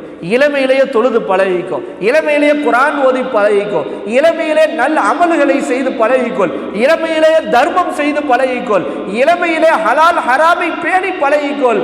வயசான பிறகு எதையும் மாற்ற முடியாது, எதையும் செய்ய முடியாது. அதான் நபி ஸல்லல்லாஹு அலைஹி வஸல்லம் சொன்னாங்க, உன்னுடைய வயோதிகம் வருவதற்கு முன்னால் உன்னுடைய இளமையை நீ பேணி பாதுகாத்துக்கொள். 2வது நபி ஸல்லல்லாஹு அலைஹி வஸல்லம் சொன்னாங்க, வஸஹதக கபல ஸக்மிக். உனக்கு நோய் வருவதற்கு முன்னால் உன்னுடைய ஆரோக்கியத்தை பயன்படுத்திக்கொள். ஆரோக்கியமா இருக்கமா, என்னென்ன செய்யணுமோ அதெல்லாம் நல்காரியங்களை ஆரோக்கியமா இருக்கும்போது செய்யணும். எப்போ யாருக்கு எந்த நோய் வரும்னு தெரிய மாட்டேது. கேன்சருன்றாங்க, அல்லது பிளட் கேன்சருன்றாங்க, அல்லது பிபின்றாங்க, சுகருன்றாங்க, ஸ்ட்ரோக்குன்றாங்க, எப்படி எப்படியோ நோய்கள் வருவதை நாம் பார்க்கிறோம். அப்ப நபி ஸல்லல்லாஹு அலைஹி வஸல்லம் சொன்னாங்க, யாரா இருந்தாலும் உங்களுக்கு நோய் வருவதற்கு முன்னால் அல்லாஹ் கொடுத்திருக்கிற ஆரோக்கியத்தை பயன்படுத்திக் கொள்ளுங்கள். மூணாவது சொன்னாங்க, பினாஅக கபுல ஃபக்ரிக், உனக்கு ஏழ்மை வருவதற்கு முன்னதாக அல்லாஹ் செல்வத்தை கொடுத்திருக்கான, அதை பயன்படுத்திக்கோ. உனக்கு அல்லாஹ் செல்வத்தை கொடுத்திருக்கான், 4 பேருக்கு தர்மம் செய், சதகா செய், ஜகாத்தை கொடு, ஏழைகளுக்கு உதவு, இல்லாத சொந்தக்காரங்களுக்கு உதவு. நபி ஸல்லல்லாஹு அலைஹி வஸல்லம் சொன்னாங்க, அப்ப பாருங்க, உங்களுக்கு பணம், நீங்க செல்வ செழிப்போடு இருக்கிற போது உங்களுக்கு வறுமை வருவதற்கு முன்னால் செல்வ செழிப்பை பயன்படுத்திக் கொள்ளுங்கள். 4வது சொன்னாங்க, உங்களுக்கு வேலை வருவதற்கு முன்னால் ஓய்வு நேரத்தை பயன்படுத்திக் கொள்ளுங்கள். இந்த ஓய்விற்கு அல்லாஹ் கொடுத்த மிகப்பெரிய கிஃப்ட். உட்காந்து இந்த ஓய்வு நேரத்தை ஃபுல்லா நாடகத்தை பார்த்தே கழிக்கிறோம். நாடகத்துல ஷிர்கான வாசகம், தேவையற்ற வாசகம். இந்த நாடகத்துலலாம் ஒரு டைலாக், கடவுளே செய்யாதது நீங்க செஞ்சிட்டீங்க. எப்படி வார்த்தை? நாடகத்துல கடவுள் மாதிரி வந்து காப்பாத்திட்டீங்க. அது என்ன கடவுள் மாதிரி? கடவுளே இப்படி முழுக்க முழுக்க எப்படி ஒரு குடும்பத்தை சீரழிக்க முடியுமோ, ஒரு குடும்பத்தை எப்படி விளங்காம செய்ய முடியுமோ, அப்படிப்பட்ட நாடகங்களை நம்ம ஓய்வு நேரத்தில் உட்காந்து பார்க்கறோம். நம்ம நேரங்களை வேஸ்ட் ஆக்கிறோம். நபி ஸல்லல்லாஹு அலைஹி வஸல்லம் சொன்னாங்க, உங்களுடைய ஓய்வு நேரம் வருவதற்கு, ஓய்வு நேரத்தை உங்களுக்கு வேலை வருவதற்கு முன்னால் பயன்படுத்தி கொள்ளுங்கள் என்றார்கள். ஆனால் அடுத்து சொன்னாங்க நபி ஸல்லல்லாஹு அலைஹி வஸல்லம், 5வது, வ ஹயாத்தக கபுல மௌத்திக், உங்களுக்கு மௌத்து வருவதற்கு முன்னால், நீங்க மரணித்து போவதற்கு முன்னால் அல்லாஹ் கொடுத்திருக்கக்கூடிய இந்த ஹயாத்தை நீங்கள் பயன்படுத்திக் கொள்ளுங்கள் என்றார்கள். அல்லாஹ் எவ்வளவு பெரிய கிஃப்ட். யாருக்கு எப்ப மௌத் வரும்னு தெரியாது, எந்த நேரத்துல மௌத் ஆயிருவோன்னு தெரியாது. அப்ப நாம் நம்ம ஹயாத்தோடு இருக்கிற போது, நமக்கு மரணம் வருவதற்கு முன்னால் அல்லாஹ் கொடுத்திருக்கிற இந்த ஹயாத்தை நாம் பயன்படுத்தி கொள்ள வேண்டும் என்று நபி ஸல்லல்லாஹு அலைஹி வஸல்லம் சொன்னாங்க. அப்ப நாம நம்ம பிள்ளைகளை மிக கவனமாக வளர்க்கணும். இன்னைக்கு ஸ்கூல்ல நம்ம பிள்ளை ஒரு பிரைஸ் வாங்கிட்டார் அப்படின்னா அவ்வளோ சந்தோஷம். ஒரு ஆனுவல் டேல இந்த மகள், இவருடைய பெற்றோர்கள் வாங்க, ஸ்டேஜுக்கு வாங்க, உங்களுக்கு இந்தாங்க கிஃப்ட் பிரைஸ்ன்னு சொன்னா, அப்பா என் புள்ள மாதிரி வருமா அப்படின்னு நம்ம என்ன செய்யறோம்? மார்த்தட்டி கொள்கிறோம். என் புள்ள மாதிரி வருமான்னு நினைக்கிறோம். நபி ஸல்லல்லாஹு அலைஹி வஸல்லம் சொன்னாங்க, மன் கரால் குர்ஆன வ அமில பிமா ஃபீஹி, எந்த ஒரு பிள்ளை குர்ஆன் ஓதி, யார் குர்ஆன் ஓதி, வ அமில பிமா ஃபீஹி, குர்ஆனிலே இருக்கற்றை போன் அமல் செய்தால், குர்ஆன்ல அல்லாஹ் என்ன சொன்னாலோ அதன்படி அமல் செய்தால், உல்பிஸ வாலிதாஹு தாஜன் யௌமல் கியாமா, கியாமத் நாளிலே அந்த பெற்றோர்களுக்கு அல்லாஹ் ஒரு கிரீடத்தை அணிவிப்பானாம். அமல் செஞ்ச அந்த பையனுக்கு இல்லை, அந்த பொண்ணுக்கு இல்லை, அவங்களுக்கு அந்தஸ்து அல்லாஹ் கொடுப்பான். ஆனால் அந்த பெற்றோர்கள், இவர் குர்ஆன் ஓதுவதற்கு காரணமான, இவர் குர்ஆன் படி அமல் செய்வதற்கு காரணமான அந்த பெற்றோர்களுக்கு அல்லாஹ் தஆலா ஒரு கிரீடத்தை அணிவிப்பான். நாளைக்கு மறுமை நாள்ல கோடிக்கணக்கான பேர் முன்னாடி அல்லாஹ் தஆலா அந்த கிரீடத்தை அணிவிப்பானாம் அந்த பெற்றோர்களுக்கு. அந்த கிரீடத்துடைய வெளிச்சம் எப்படி இருக்கும்? லவ்ஹு அஹ்ஸனு மின் லவ்ஹி ஷம்ஸி, சூரியனுடைய வெளிச்சத்தை விட மிக அழகானதா இருக்கும். எப்படிப்பட்டது? ஒரு சாதாரண மெடலை ஸ்கூல்ல கூப்பிட்டு நம்ம பேரண்ட்ஸ் மீட்டிங்கில் கொடுத்துட்டா நமக்கு எவ்வளோ சந்தோஷமா இருக்கு. நம்ம பிள்ளை ஒரு மெடல் வாங்கி கொடுத்துட்டான்னு. ஆனால் நாளைக்கு மறுமையில குர்ஆன் ஓதி அதன்படி அமல் செய்த பெற்றோர்களுக்கு அல்லாஹ் ஒரு கிரீடத்தை கொடுப்பான். அந்த கிரீடம் சூரியனுடைய வெளிச்சத்தை விட மிக அழகாக இருக்கும். அல்லாஹ் தஆலா அப்படிப்பட்ட கிரீடத்தை பெறக்கூடிய பெற்றோர்களாக அல்லாஹ் தஆலா நம்மை ஆக்கி அருள் புரிவானாக. அப்ப நாம நம்ம பிள்ளைகளுடைய விஷயத்துல மார்க்க குர்ஆன் ஓத கற்றுக் கொடுக்கணும், அதன்படி அவர்களை அமல் செய்ய கற்றுக் கொடுக்கணும். அதாவது தான் ரசூல் ஸல்லல்லாஹு அலைஹி வஸல்லம் சொன்னாங்க, முரு அவுலாதக்கும், உங்களுடைய பிள்ளைகளுக்கு தொழுகையை கொண்டு ஏவுங்கள். 7 வயசு ஆயிருச்சா, இப்போ தொழுகு போப்பா, பாங்க சொல்லிட்டாங்க, தொழுகு டைம் ஆயிருச்சு, போவுங்க, கட்டளை இடுங்க. 10 வயசாகி தொழுகாம போனா வதரிமுகான்றாங்க, அடியுங்கள்ன்றாங்க. ரசூலுல்லாஹ் எந்த ஒரு செயலுக்கு அடிக்க சொல்லவே இல்லை. ரசூலுல்லாஹ் ரொம்ப இரக்கமானவங்க. யாரையும் அவங்க கையால் அடித்ததே கிடையாது நபி.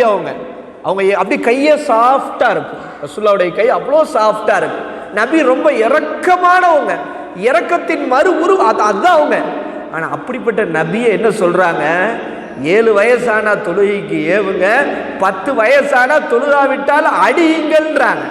படுக்கை விட்டு பிள்ளையை பிரிச்சு 7 கழுத வயசாச்சு தோல் மேலே போட்டு படுக்க வைக்கிறோம்.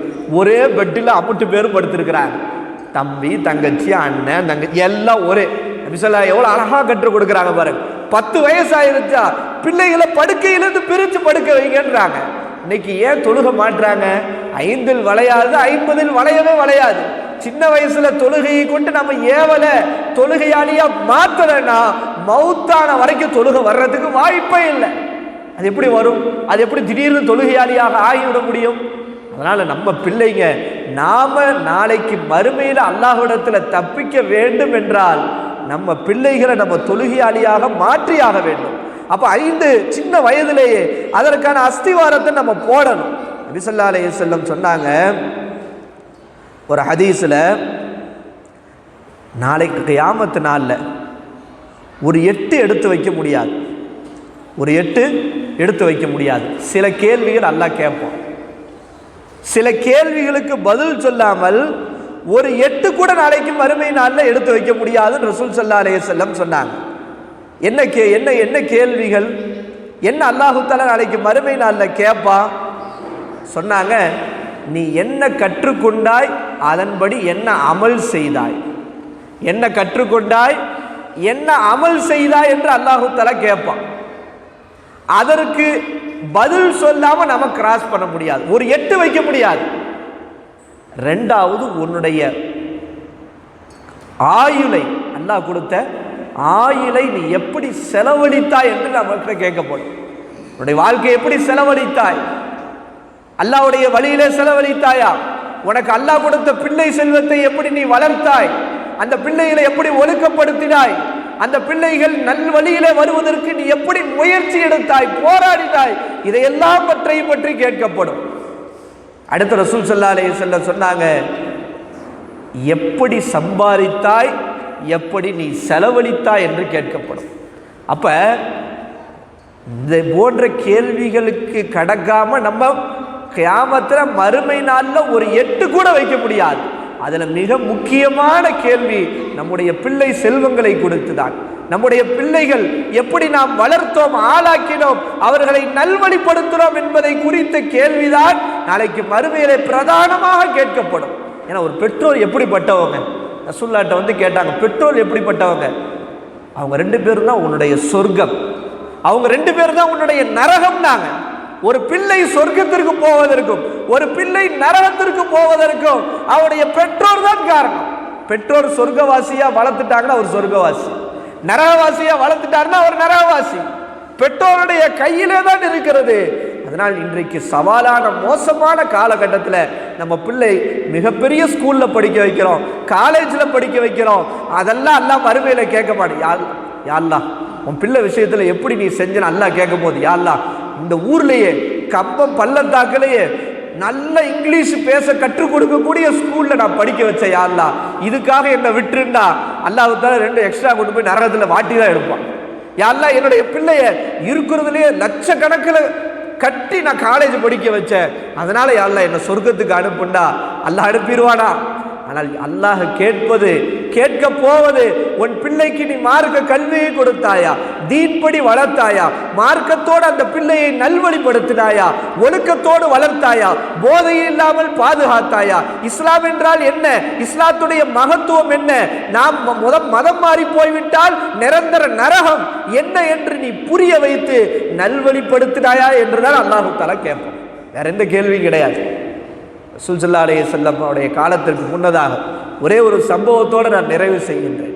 இன்னைக்கு என்ன ஆயிடுச்சுன்னா, நிறைய பொம்பளை பிள்ளைங்க சரியாக பெற்றோர்கள் கண்காணிக்காம ஸ்கூல் காலேஜுகளில் அனுப்பி வச்சுட்டு அப்படியே தண்ணி தெளிச்சு விட்டுறது. இது பாட்டுக்கு காலைல காலேஜ் போகுது, அது பாட்டுக்கு வருது, என்ன ஏது ஒன்றும் தெரியறதில்ல, கண்காணிக்க முடியறது இல்லை, கண்காணிக்கவும் போறதில்லை. அவங்களுக்கு நாடகம் பார்க்கறதுக்கும் வீட்டு ஜோலி பார்க்கறதுக்குமே கரெக்டாக இருக்கு.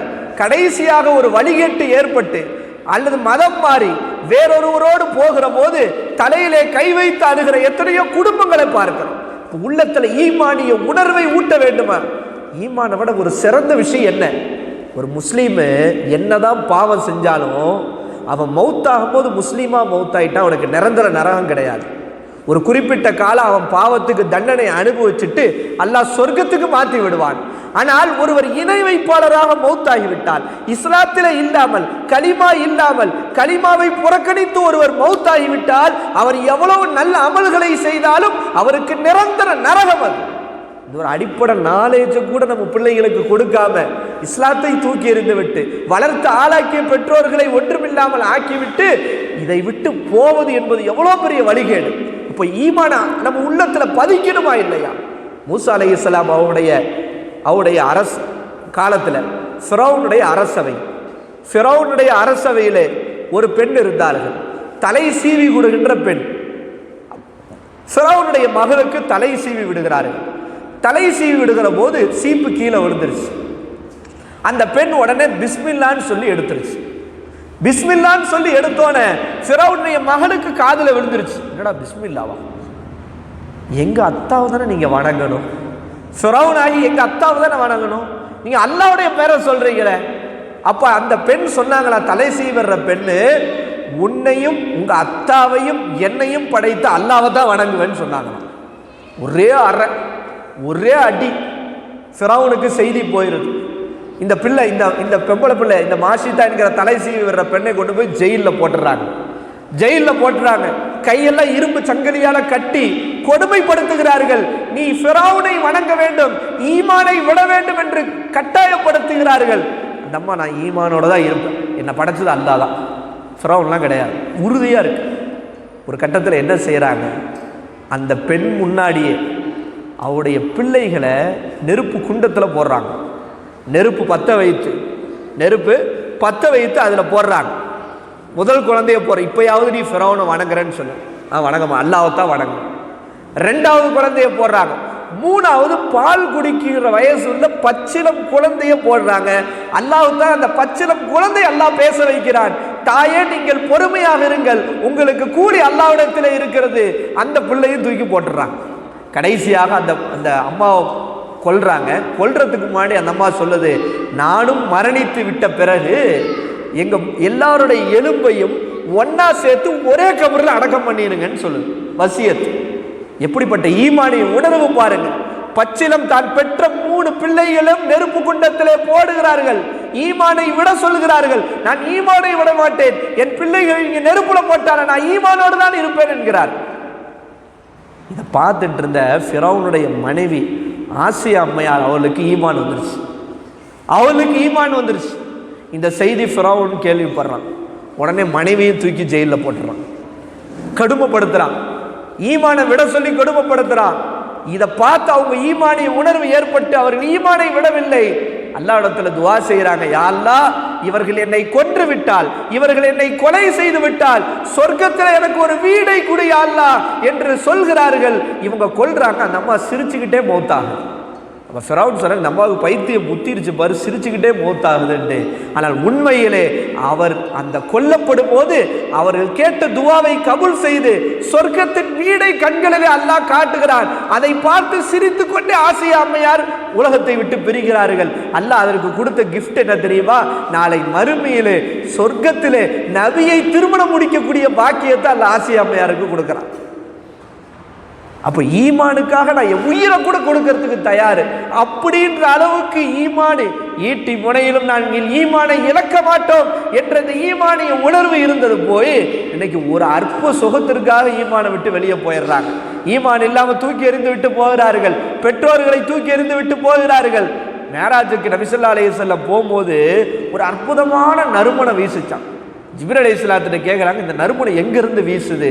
அந்த ஃபிரௌனுடைய சபையில தன் ஈமானுக்காக உயிரையே கொடுத்தாங்கல்ல அந்த பெண்மணி, அவங்க பிள்ளைங்க, அவங்களுடைய மக்பராவிலிருந்து நறுமணம் வீசுதுன்னு ஜிப்ரீல் அலைஹிஸ்ஸலாம் சொன்னாங்க. அப்ப பாருங்க, மூசா அலைஹிஸ்ஸலாம் வாழ்ந்த காலம் எப்போது, ஆனா நபி அவங்க மேராஜுக்கு போகும்போது இந்த ஈமானுக்காக உயிரை விட்ட குடும்பத்தாருடைய கபரிலிருந்து நறுமணம் வீசியது நபி அவங்க நுகர்ந்தார்கள் என்றால் எந்த அளவுக்கு ஈமானிய உணர்வோடு இருந்திருக்கிறார்கள். எனவே நாம் நம்ம பிள்ளைகளை மதரசாவுடைய தொடர்போட என்ன வேணா படிக்க வைக்கலாம், உலகத்தில் என்ன கல்வியை வேணா நம்ம கொடுக்கலாம். எல்லா கல்வியும் கொடுத்து விட்டு ஈமானிய கல்வியை, இஸ்லாத்தினுடைய அடிப்படையை, மார்க்க கல்வியை, குர்ஆன் கல்வியை, இந்த நபியினுடைய சுன்னத்தான வழிகாட்டுதலை நம்ம கொடுக்கலைன்னா இந்த உலகத்திலும் மறுமையிலும் நம்மை விட கை செய்தப்பட்டவர்கள் யாரும் கிடையாது. எனவே நாம் நம்ம பிள்ளைகளையும் நம்ம ஒழுக்கப்படுத்தணும். ஆண்களை பள்ளிவாசலுக்கு நம்ம அனுப்பணும். பயான் நிகழ்ச்சிகள் நடக்குதா முடிந்த அளவுக்கு அனுப்பணும். தொழுகை நடக்குதா, தொழுகை பெற்றோர்கள் பெண்கள் நினைச்சா தன்னுடைய கணவன்மார்களை தொழுகையாளியாக மாற்றிவிட முடியும். தங்களுடைய குடும்பத்தில் இருக்கிற எல்லாரையும் தொழுகையாளியாக மாற்றிவிட முடியும். தங்களுடைய குடும்பத்தையே இஸ்லாமிய மயமாக்க முடியும். அதனால் இந்த விஷயத்திலே கவனம் எடுத்து பிள்ளைகளை வளர்க்கிற விஷயத்தில் அவர்கள் வழிகட்டு போய்விடாமல் ஒரு 4 விஷயம் சொன்னோம். அவருடைய நண்பர்களை கண்காணியுங்கள். நல்ல நண்பர்களா கெட்ட நண்பர்களா என்று கண்காணியுங்கள். 2வது நம்ம சொன்னோம் ஃபோன் விஷயத்தில் கவனம் எடுங்க. 3வது சொன்னோம் திரைப்படங்கள் பார்க்கதை தவிர்க்க வையுங்கள். 4வது சினிமா பாடல்களை கொண்டு நம்ம பிள்ளைகளை வழி தவற செய்து விடக்கூடாது. இங்க 4 விஷயங்களில் நீங்கள் கவனம் செலுத்தி நாம நபியினுடைய நேசத்தையும் குர்ஆன் ஓதுகின்ற மார்க்க கல்வியோடும் மதரசாவுடைய பள்ளியுடைய தொடர்போடும் நம்ம பிள்ளைகளை வளர்க்கிற போது இன்ஷா அல்லாஹ் இம்மையிலும் மறுமையிலும் நாம மௌத்தானாலும் நமக்கு துஆ செய்யக்கூடியவர்களாக ஆகுவார்கள். நபி ஸல்லல்லாஹு அலைஹி வஸல்லம் சொன்னாங்க, இதா மாத்தல் இன்சானு இன்கதா அன்ஹு அமலுஹு, ஒரு மனிதன் மௌத்தாகிவிட்டால் அவன் கபருக்கு வீடு வராது, சேர்த்து வைத்திருக்கிற 25 பவுன் வராது, அவன் சொத்து பத்துகள் வராது, பேங்க் பேலன்ஸ் வராது. 3 விஷயம்தான் வரும். 3 விஷயத்தை தவிர எதுவும் கபருக்கு வராதுட்டாங்க. முதலாவது சொன்னாங்க சதகத்துன் ஜாரியா, நிரந்தர தர்மம். ஒரு பள்ளிவாசலை கட்டியிருக்காரு, ஒரு மதரசாவை கட்டியிருக்காரு, அல்லது ஒரு கிணறு கட்டி அல்லது ஒரு போர் போட்டு மக்கள் எல்லாம் பயன்படக்கூடிய தர்மத்தை செய்திருக்கிறார். அவர் மௌத்தான பிறகும் அந்த தர்மத்தின் மூலமாக யாரெல்லாம் பலன் பெறுகிறார்களோ அந்த நன்மை இவர் கபருக்கு வந்து கொண்டே இருக்கும். இந்த பள்ளிவாசல முதல்ல யார் இந்த ஊர்ல கட்டினாங்களோ அவங்க மௌத்தாய் அடக்கப்பட்டிருக்கிறார். இந்த பள்ளிவாசல் தொழுகக்கூடிய இபாதத் செய்யக்கூடிய இந்த நன்மை வாழையடி வாழையாக அவங்களுடைய கபருக்கு வந்து கொண்டே இருக்கும். 2வது சொன்னாங்க இல்முன் யுன்தஃபஉ பிஹி, நாம் பெற்ற கல்வியை பிறருக்கு கற்றுக் கொடுப்போம். இவருக்கு கற்றுக் கொடுக்கிறார், அவருக்கு கற்றுக் கொடுக்கிறார். நம்ம மௌத்தான பிறகும் நாம கற்றுக் கொடுத்த கல்வியினுடைய நன்மை நமக்கு வரும். 3வது சொன்னாங்க வலதுன் சாலிஹுன் யதுஉ லஹு, சாலிஹான நம் பிள்ளை செய்யக்கூடிய துஆ கபருக்கு வரும். நம்ம ஆம்பளை பிள்ளையா பொம்பளை பிள்ளையா சாலிஹா வளர்த்திருக்கிறோமா, நல்ல பிள்ளையா வளர்த்திருக்கிறோமா, மார்க் அடிப்படையில் வளர்த்திருக்கிறோமா, அவங்க நம்ம மௌத்தான பிறகு கையை தூக்கி அல்லாஹ் எங்கள் அத்தாவுடைய மறுமையுடைய வாழ்க்கையை நீ சிறப்பாக்கி தந்துரு, என்னுடைய அம்மா என்னை இப்படிலாம் வளர்த்தாங்க, யாரெல்லாம் அவங்க மௌத்தானாலும் அவங்களுடைய மன்னரை நீ சொர்க்கமாக்கிரு, சுவன பூஞ்சோலை ஆக்கிருந்தா அல்லாஹ் அந்த சாலிகான பிள்ளை செய்யக்கூடிய துஆவை ஏற்றுக்கொள்வான். இப்போ நாம் நம்ம பிள்ளைகளை சாலிகானவர்களாக வளர்த்துருக்கிறோமா? இன்ஷா அல்லாஹ் வளர்ப்போம். வரக்கூடிய காலங்களில் நம்ம பிள்ளைகளை, அது ஆண் பிள்ளையாக இருக்கட்டும் பெண் பிள்ளையாக இருக்கட்டும், சாலிகானவர்களாக வளர்ப்பதற்கு நாம் போராடுவோம். இந்த உலகத்திலும் மறுமையிலும் நாமும் நம் குடும்பத்தார்களும் ஜன்னத்துல் ஃபிர்தௌஸ் என்கிற உயர்ந்த சுவனத்திலே நபியோடு நாளைக்கு மறுமையிலே சேருகின்ற பாக்கியத்தை அல்லாஹ் உங்களுக்கும் எனக்கும் தந்தருள் புரிவானாக. இந்த அற்புதமான இந்த நிகழ்வை ஏற்பாடு செய்து கொடுத்த இந்த கோம்பை நயினார் ஜும்மா பள்ளிவாசல் நிர்வாகத்தினர்களுக்கும் இமாம் அவர்களுக்கும் இங்கே மாணவர்கள் பெற்றோர்கள் யாரெல்லாம் இந்த பயான் நிகழ்ச்சியிலே கலந்து கொண்டார்களோ நம் அனைவர்களுக்கும் அல்லாஹ் தஆலா இம்மை மறுமையினுடைய எல்லா விதமான வளத்தையும் நலத்தையும் தருவானாக. அஸ்ஸலாமு அலைக்கும் வரஹ்மத்துல்லாஹி வபரகாத்துஹு.